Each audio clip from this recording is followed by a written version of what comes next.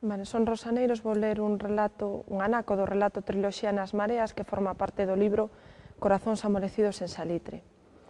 Cando Balbina escoitou aqueles laios estridentes na outra volta do carreiro, apretou o corpo morto do galo entre as pernas e seguiu a desplomar devagariño.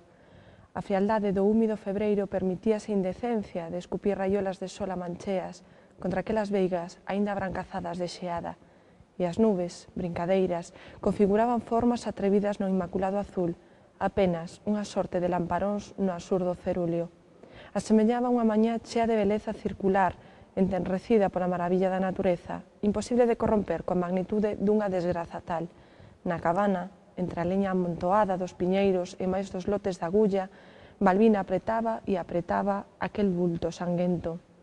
Os dedos encarnecidos e estarrecidos de frío rebulían o pelexo pegañento, mentras o cheiro do sangue, aínda quente, e a auga morna perforabanlle os poros todos.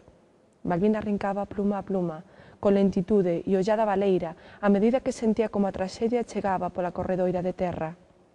Os choros bulían polo caborco de silvas e anegábanlle todos os sons posibles. Balbina deu en cantar polo baixiño, nunha tentativa amarga de borrar do universo aquel ameazante agoiro, sen darse de conta e alzando o ton de voz ata se converter mesmo nun berro agudo. A esperanza tibia de que aquela chamada do desastre continuara carreiro abaixo converteuse nun mero ancello morto cando a renxedura da cancela ocupou un segundo da súa vida e notou sombras andando pola eira. Balbina arrincaba unha pluma, outra pluma, outra pluma, meteu a man no bucho do becho e sacou a graxa para baleirala do ventre coas outras vísceras. A cabeza degolada do galo aínda parecía rirlle con sorna macabra. Alí, onde había só un polo para o pote, comezaba a medrar unha fantasma negra, un sino inequívoco da morte. Espantou os gatos que arrondaban dunha patada e lanzoulle unha piña aquela pega que espreitaba dende o alto da figueira con devoción e xor de ironía.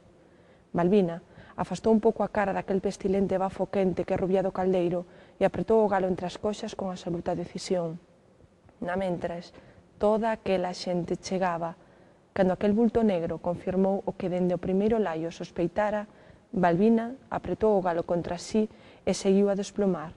Unha pluma ao balde, outra pluma ao balde, outra pluma ao balde, e o cheiro do sangue morno a correr por entre os seus dedos rudos, e o valento mesto das vísceras, e a escuridade da cabana, e aqueles bultos negros, o polo entre as coxas, aqueles bultos negros, o calceiro inzado de plumas suxas, aqueles bultos negros.